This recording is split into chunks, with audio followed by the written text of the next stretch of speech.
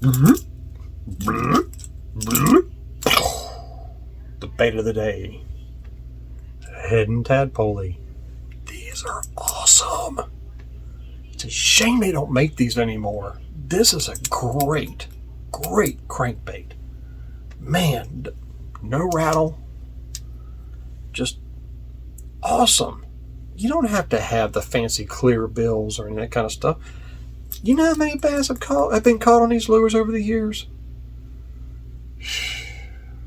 Man, I'll tell you what. That is a killer lure. And I am just heartbroken they don't make it no more. Really. I mean, because, man, if I can go back when I was a kid and buy them off the rack the way they were, I'd have 2-3 boxes full of these things. Because that's a great crankbait. Anyway, enough for nostalgia. Are you ready to run and gun? It's time for blast off. Let's go.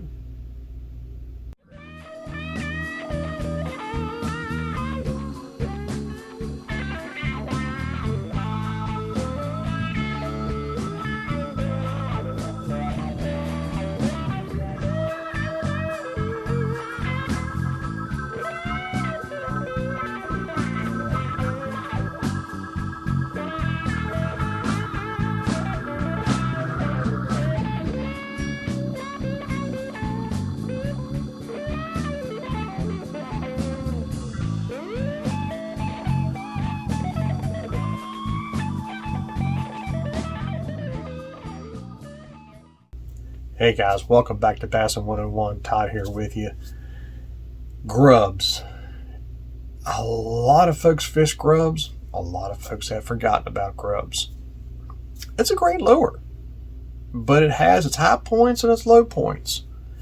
Has a grub affected major bass tournaments throughout history? No. Has a tournament back in the day, any tournaments got one off a grub? No.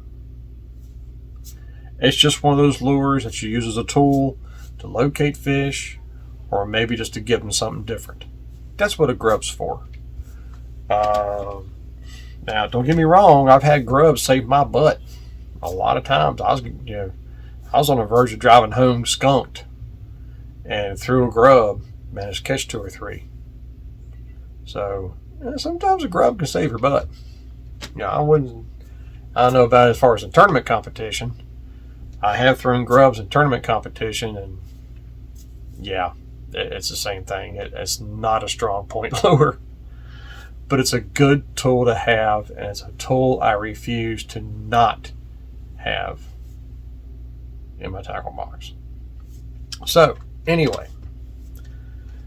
My grub of choice is a Yamamoto 5-inch single tail.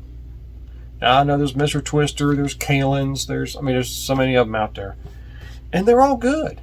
And it's just personal preference. If you prefer to throw a twister, or I like twisters for spinner baits. I like those grubs for short arm drop spinner baits, which I make because nobody makes them anymore. But that's what I like for that. But Kalin. Oh gosh, I'm not even going to go. Zoom, the Fat Albert, stuff like that. Great lures, great grubs. It's all personal preference what you like. I just happen to like a 5-inch Yamamoto because it's soft. You see how soft that is. You can manipulate them a little bit, but they just have the action for my type of retrieve. Now, I throw them sometimes just dragging along the bottom, or slow reeling them, bumping rocks, stuff like that. So the majority of the time, I kind of fish them like you would a Texas rig. And I fish them on casting equipment or spinning. If I want to skip them up under docks and stuff like that, I'll throw them on a spinning rod. Or if I just want to throw them in heavy cover, I'll throw them on a bait casting rod. But I never change my rig. I throw the same thing every time. Now,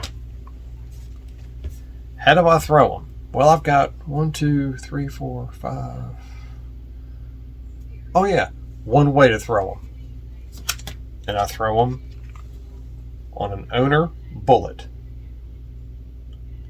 This is, to me, the best way to throw grubs for the way I fish. Now, you might be different. You might like an exposed hook on a jig head, a round ball jig, and stuff like that. That's fine. A Texas rig with a 1/0 EWG, or however you want to throw them. That's great. Keep doing it. If you're catching fish and you have confidence, by all means, do not change. This is just the way that I throw them. And the only thing I do is on this hook, I'll take a pair of pliers and barely bring that hook point up because it's parallel with the shoulder right here. So I just bend it up just a little bit, because that way you can make these things weedless, and the smallest amount of pressure, there's the hook. That's why I like them. That way you don't have to worry about you ain't gonna worry about tearing the seat out of your boat or jerking a knot in your head, one of the two. So I'll throw a 3/16 in that right there, and it's got plenty of play back here. It has the hook exactly where I want it to be, which is just about at the back of the body.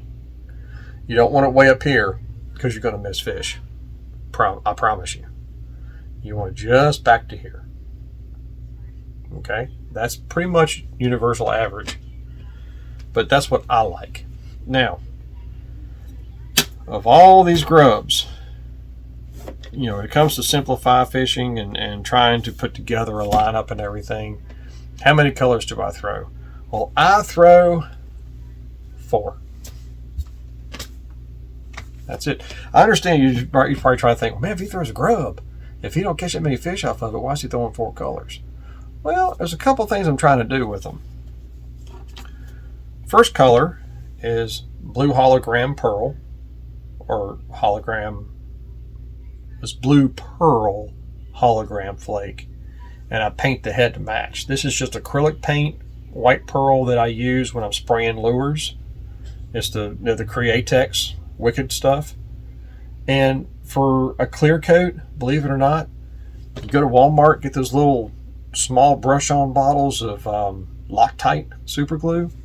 That's what I use, and it doesn't come off. I mean, I'm sure there's ways of dipping it, heating it, and dipping it, and getting different colors and everything. I just soon just take a brush, paint on there, put on the super glue, hang it up, dry, come back day or two down the road, whatever, and throw them in the box. That's just me. The other color I throw is smoke. And all I do with the head here is I take a Sharpie marker and I color it, let it dry, come back, color it again, and then super glue it. And that's smoke. It's a little transparent on the head. You see some of the lead through it, and it kind of matches that smoke. I like the head to match because I'm just a nerd. And because I'm a nerd, I like the stuff to match. Do the fish care? I don't know. I never had one tell me. Have you? If you have, leave it in the comments. Let me know. I'd love to hear what the bass said about it. Green pumpkin's the next color I throw. And again, I use an olive acrylic paint, brush it on, super glue it. And that's all I do with that. And the last one is pumpkin green flake, green and pepper flake. And again, a couple of different shades to get that head to match the grub with some green metal flake in it. Or green, some kind of a green glitter, just to match the green glitter in the pumpkin. That's it, guys. 3/16 ounce head. It gives that bait just the perfect fall without plummeting and without coasting. And because you have that kind of a head, even on slack line, when you're feeding out line, it doesn't go straight down. It has a very slight glide to it. And that's what I like. Now, you can literally just give slack line and it will pretty much fall straight down like this. But because of that head, it will cause it to slightly glide. And that's okay. That's what a grub does. The tail causes it to do that. Now, if I'm trying to impersonate shad, that's what I use. White or smoke. Just depends on the kind of day. And watercolor. Do I throw these in heavily stained water? No. This is a clear to slightly stained water application for me. If I'm trying to do any kind of a crawfish, these are the two colors I throw. And again, sunlight, clarity of water, rainy day, either one of these. Now, if you look at my video on spike it shading using the dipping dyes, you can change these tails in some beautiful shadings to do different things. But if you want to learn a trick, especially on the smoke, now, don't tell anybody I told you this. If you take the tail and you scrunch it in your fingertips like this, you bring the salt out the tail, look how white that got. Especially right around the outer ridge. Dude, that in the water is amazing. They kill it. The smoke color crinkled up on the tail to give it a whiter kind of tail compared to, you got smoke with some white and it's releasing salt. Man, I have caught bass after bass after bass. This is probably my favorite color of the four. It's just a smoke color. And if you really want to get that crimpled look, a really good shading, take some chartreuse on that lid trick I was showing you, swirl it around that lid and get just light little spots of chartreuse on that. And I want to tell you, dude, that's freaking amazing right there.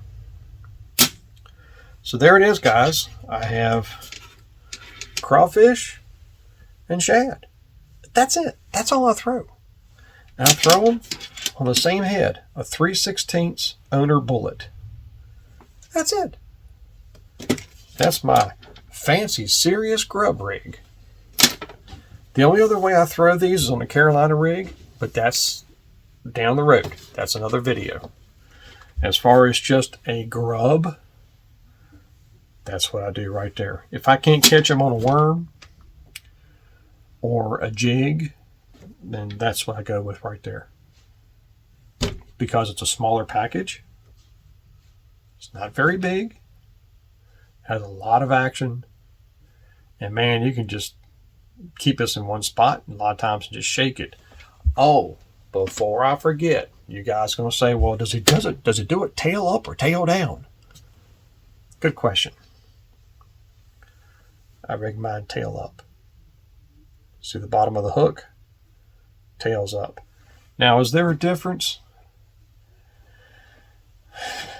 I think it's personal preference. I really do. I've seen pros swear up and down, you rig it tail down so it doesn't twist your grub through the water. I can't verify that. I've done it. I can't verify it. Mr. Twister, when they mold their Tri-Life colors, they mold them to where the dark side is upside down like that. The dark side's up here. So that's how I rig them. If I'm fishing something like that. I rig them tail up just for the simple fact that it stands the tail up, and if I want to shake this thing on the bottom and bounce it around, the tail is up. That's the only reason. And personally, I think the action is better when you're doing nothing and you're slacklining a grub. I think the tail up works better. That's just what I've experienced. I mean, I'm not going to tell you that it's the gospel truth. I'm not going to sit here and tell you the only way you throw these things is tail up. I can't verify that. I'm not going to do that to you. I want you to experiment. You find out what you like better. Do you catch more bass tail down? Do you catch more bass tail up? Again, if a bass tells you, please leave in the comments. I want to know what they say. Maybe I'll forward it to Larry Nixon. Maybe you can get an idea off of it. But anyway, no, I'm just joking. No, I'm just goofing. No, actually, I'll tell Bill Nance, tell him to do it. That's it, guys. That's my grub rig. Yeah, I better not hide this pearl because, it kind of matches my beard. That's a lot better. So, yeah, that's my rigging. Simple grub technique. It's weedless. I can throw it anywhere, and I can throw this whole thing, because remember, this is full of salt. This might be a 3/16 ounce head. This whole entire rig probably weighs 7/16 to, I know it's over 3/8 of an ounce. I've never weighed it, but I know it's over 3/8 of an ounce. So you can definitely throw this dude on a casting outfit. But spinning rod, if you want to spank it around docks and skip it and everything else, or if you just want to throw a light line technique, 6-pound test, that's a great way to do it. That's all I got, guys. Grub Fishing 101. It's as simple as it gets. So I hope you enjoyed this video. We got a lot of new subscribers that's been popping up. Thank you guys for joining. I hope you can get some stuff out of this. I try to keep these videos as simple as I can. Be sure to tell your friends about it. Let's get this thing growing. Again, I've had comments from you guys. A lot of you guys send me emails, even texts. Some of you guys that I've known throughout the years have sent me texts and stuff like that. And man, I've been getting some ideas from some guys. And there's even one, the guy commented the other day, he wants me to do a video on one of the techniques in the Bassmaster magazine that I did last week. So that's going to be coming up too. Because I haven't thrown that technique in, gosh, it's ice fishing tournaments. So it's been a long time since I've thrown that kind of technique. Because nobody else was throwing it. Why not throw it? So, until next time, guys, tight lines. May the Father bless you and keep you in Yeshua's name. And as always, fish on.